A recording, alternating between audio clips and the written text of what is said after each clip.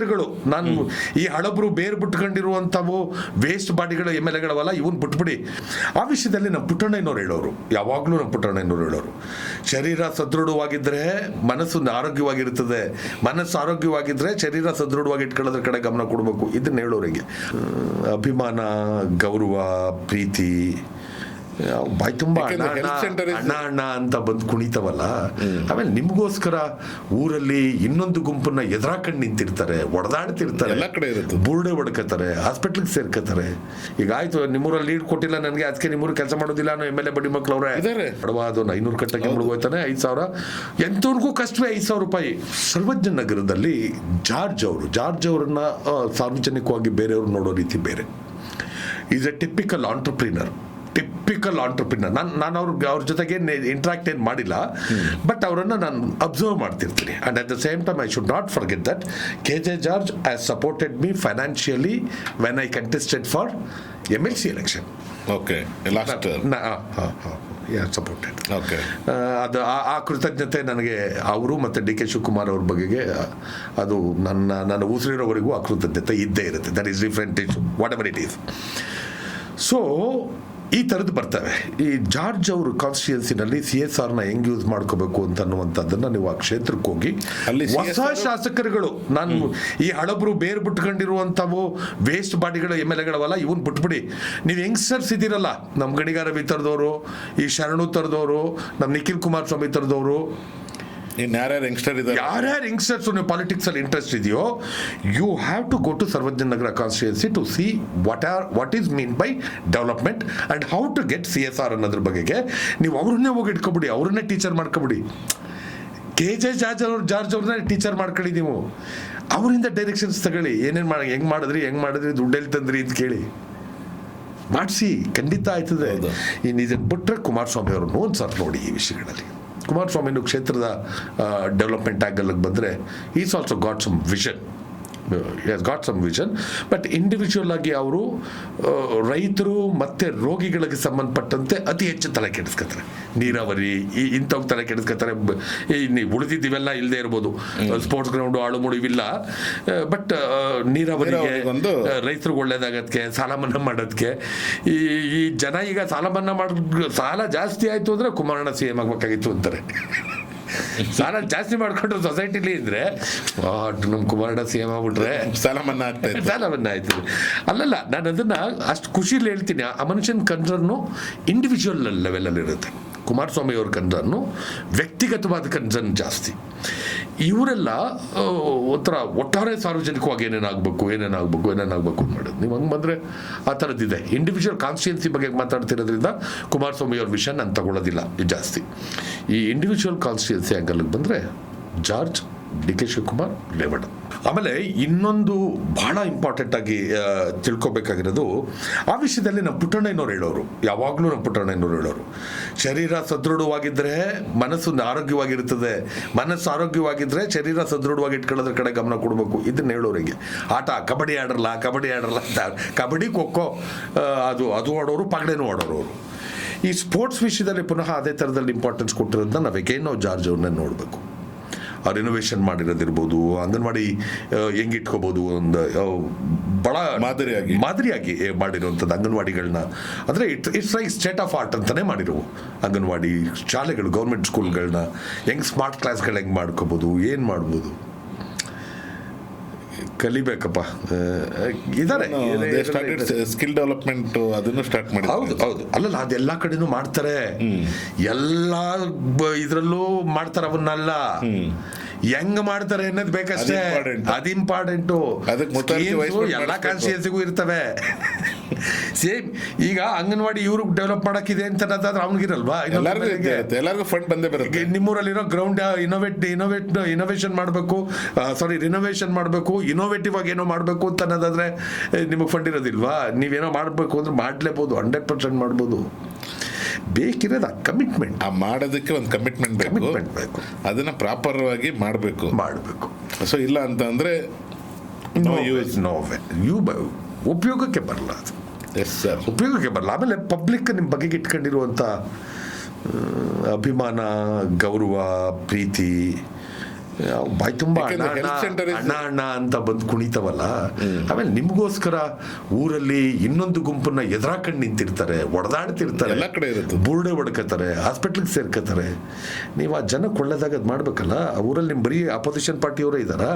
ಈಗ ಆಯ್ತು ನಿಮ್ಮೂರಲ್ಲಿ ಲೀಡ್ ಕೊಟ್ಟಿಲ್ಲ ನನಗೆ, ಅದಕ್ಕೆ ನಿಮ್ಮೂರು ಕೆಲಸ ಮಾಡೋದಿಲ್ಲ ಅನ್ನೋ ಎಮ್ ಎಲ್ ಎ ಬಡ್ಡಿ ಮಕ್ಳು ಅವರೇ ಇದಾರೆ. ಅಂಥವ್ರವ್ರೆ. ಆ ಊರಲ್ಲಿ 500 ಒಂದು 800 ಓಟ್ ಇರ್ತವೆ. 800ರಲ್ಲಿ ನಿನ್ಗೆ 500 ನಿನ್ಗೆ 600 ಹಾಕ್ಬಿಟ್ಟು ನಿನ್ಗೆ 200 ಹಾಕ್ಬಿಟ್ಟು ಇನ್ನು 600 ಬೇರೆಯವ್ರಿಗೆ ಹಾಕಿರ್ತಾರೆ ಅಂತ ಇಟ್ಕೊಳ್ಳಿ. ಈ 200 ಜನಕ್ಕೋಸ್ಕರ ಮಾಡ್ಬೇಕಲ್ಲ. ಹೌದು, ನೀನು ದ್ವೇಷ ಸಾಧಿಸ್ದೆ ಆ 200 ಜನ ಹೇಳಿದ ಮಾತು ಕಟ್ಕೊಂಡು ಅವರು ಕೆಲಸ ಮಾಡಿದ್ರೆ ಅದೇ 200-400 ಆಯ್ತು ತಾನೆ. ಕರೆಕ್ಟ್. ಇಲ್ಲಿ ಇದು ಅದಿಲ್ಲ ಇವಕ್ಕೆ. ಸೊ ಕೊನೆಯದಾಗಿ ಸರ್, ಈ ನಮ್ಮ ಶಾಸಕರುಗಳಿಗೆ ಏನು ಹೇಳಕ್ಕೆ ಇಷ್ಟಪಡ್ತೀರಾ? ಈ ಹೆಲ್ತ್ ಅಂಡ್ ಎಜುಕೇಷನ್ ಎಷ್ಟು ಇಂಪಾರ್ಟೆಂಟು, ಏನು ಹೇಳಕ್ಕೆ ಇಷ್ಟಪಡ್ತೀರಾ? ಯಾವುದೇ ಶಾಸಕರಿಗೆ ನಾನು ಕುಮಾರಸ್ವಾಮಿ ಅವರಿಗೆ ಒಂದು ಪತ್ರ ಬರೆದಿದ್ದೆ, ನಾವು ಸೋಷಿಯಲ್ ಮೀಡಿಯಾದಲ್ಲಿ ಹಾಕಿದ್ದೀನಿ, ನೋಡಿರ್ಬೇಕು ನೀವು. ನೋಡಿದ್ದೀವಿ. ಪ್ರತಿಯೊಬ್ಬ ಶಾಸಕನಿಗೂ ನಾನು ರಿಕ್ವೆಸ್ಟ್ ಮಾಡ್ತೀನಿ. ಆ್ಯಂಡ್ ನಾನು ಅಸೆಂಬ್ಲಿಗೆ ನಿಂತ್ಕೋಬೇಕು ಅಂತ ಓಡಾಡುವಾಗ ನಮ್ಮ ಕಾನ್ಸ್ಟಿಟ್ಯೂನ್ಸಿನಲ್ಲಿ ದುದ್ದಾ ಹೋಬಳಿನಲ್ಲಿ ಮನೆ ಮನೆ ಕಾಂಗ್ರೆಸ್ ಅಂತ ಒಂದು ಮಾಡಿ ಹ್ಯಾಂಡ್ ಬಿಲ್ ಹಂಚಿದೆ, ಏನೇನು ಮಾಡ್ಬೋದು ಅಂತ. ಅದಕ್ಕೆ 100% ಹೇಳ್ತೀನಿ, ನೀವು ಒಳ್ಳೆ ಕೆಲಸ ಮಾಡ್ತೀರಾ ಅಂತ ಗೊತ್ತಾದರೆ ನಿಮಗೆ CSR ಫಂಡ್ ಕೊಡೋದಕ್ಕೆ ರೆಡಿ ಇದ್ದಾರೆ. ನೀವು ಈ CSR ಫಂಡ್ನ ದುಡ್ಡು ಕೊಡಿ ಅಂತ ಕೇಳಕ್ಕೆ ಹೋಗ್ಬಿಡಿ. ಏನು ಕೆಲಸ ಅದನ್ನು ನೀವೇ ಮಾಡಿಸ್ಕೊಡಿ ಅಂತ ಕೆಲಸ ಮಾಡಿದ್ರಿ, ಅದನ್ನು ಮಾಡಿ. ಅಲ್ಲೂ ಹೆಸರು ಕೆಡಿಸ್ಕೊಳಕ್ಕೆ ಹೋಗ್ಬಿಡಿ. ಇಲ್ಲಿ ಜನತವ್ ಕೆಟ್ಟದ್ದಾಯಿತು, ಫಾಲೋಯರ್ಸ್ತವ್ ಕೆಟ್ಟದ್ದಾಯಿತು, ಪಾಪ ದುಡ್ಡು ಕೊಡೋಂಥವು ಹೆಸರು ಕೆಡಿಸ್ಕೊಳಕ್ಕೆ ಹೋಗ್ಬಿಡಿ. ಅದನ್ನು ಯೂಸ್ ಮಾಡಿಕೊಡಿ. ಫಸ್ಟು ಆರೋಗ್ಯದ ಕಡೆ ಗಮನ ಕೊಡಿ. ನಿಮ್ಮ ಕಾನ್ಸ್ಟಿಟ್ಯೂನ್ಸಿನ complete insured health insured constituency ಅಂತ ನಾನು 5 ವರ್ಷದೊಳಗಡೆ ಮಾಡಿ ಮುಗಿಸ್ತೀನಿ ಅಂತ ಅನ್ನೋದನ್ನು ಅಟೆಂಪ್ಟ್ ಮಾಡಿ. ಅದನ್ನು ಚಾಲೆಂಜ್ ತಗೊಳ್ಳಿ. ಚಾಲೆಂಜಿಗೆ ಅರ್ಥಗಡಿ 100% ಸಾಧ್ಯ. ಅವ್ರನ್ನೂ ಇನ್ವಾಲ್ವ್ ಮಾಡ್ಕೊಂಡು ಮಾಡ್ಬೋದು. ಹೌದು. ನಿಮ್ಗೆ ಅದು ಕಷ್ಟವಾ, you contact me, I will give you how we can do it ಅಂತ ಅನ್ನೋದನ್ನು ನಾನು ತೋರಿಸ್ತೀನಿ. ಒಂದು. ಎರಡನೇದು, ಒಂದು ಸಾರಿಗೆ ಒಂದೊಂದು ಹೋಬಳಿಯಿಂದ ಒಂದೊಂದು ಗ್ರಾಮನ ದತ್ತು ತಗೊಳ್ಳಿ. ಫಸ್ಟು ವರ್ಷಕ್ಕೆ 4 ಗ್ರಾಮ ಅಂತ ತಗೊಳ್ಳಿ. ವರ್ಷಕ್ಕೆ 4 ಗ್ರಾಮ, 5 ವರ್ಷಕ್ಕೆ ಅವೇ ಒಂದು 14-20 ಗ್ರಾಮ ಆಯ್ತವೆ. ಇಂಪಾರ್ಟೆಂಟ್ ಆಗಿರೋದು, ತುಂಬ ಹಿಂದುಳಿದಿರೋದು, ತುಂಬ ಬಡವರಿರೋ ಗ್ರಾಮಗಳಿದ್ದಾವೆ, ತುಂಬ ಬ್ಯಾಕ್ವರ್ಡ್ ಕ್ಲಾಸಸ್ ಇರುವಂಥ ಗ್ರಾಮಗಳಿದ್ದಾವೆ, ತುಂಬ ದಲಿತರೇ ಜಾಸ್ತಿ ಇರುವಂಥ ಗ್ರಾಮಗಳು ಕೆಲವಿರ್ತವೆ. ಈ ಥರ ಐಡೆಂಟಿಫೈ ಮಾಡ್ತವೆ. ಇವನ್ನ ತಗೊಂಡು ಟೋಟಲಿ ಸೋಲರೈಸ್ಡ್ ವಿಲೇಜ್, ಕಂಪ್ಲೀಟ್ ಸೋಲಾರ್ ಇರುವಂತಹ ಗ್ರಾಮ. ಯಾವುದು ಸೋಲಾರು? ಬರೀ ಮನೆಗಲ್ಲ, ವಾಟರ್ ಪಂಪು ಸೋಲಾರ್ದೇ ಆಗಬೇಕು. ಅದನ್ನು ಮಾಡಿಕೊಟ್ಬಿಟ್ರೆ ಅವನಿಗೆ 24 ಗಂಟೆ ಬಿಸಿಲಿರೋವರೆಗೂ ನೀರು ಹೊಡ್ಕೊತಾನೆ. ಅರ್ಧ ರಾತ್ರಿಲಿ 3 ಫೇಸ್ ಕರೆಂಟ್ ಬಂತು ಅಂತ ರಾತ್ರಿ 2 ಗಂಟೆ ಅವಶ್ಯಕತೆ ಇಲ್ಲ. ಈಗ ದುಡೋಯ್ತಿರ್ತವೆ, 2 ಗಂಟೆ ರಾತ್ರಿ ನೀರು ಬಿಟ್ಟವ್ರೆ ಅಂತ ಅನ್ಕೊಂಡು ಅವ್ನು ಹೆಂಗೋ ಮ್ಯಾನೇಜ್ ಮಾಡ್ಕೊತಾರೆ. ಕಣ್ ತುಂಬ ನಿದ್ದೆ ಮಾಡ್ತಾನೆ ರೈತ.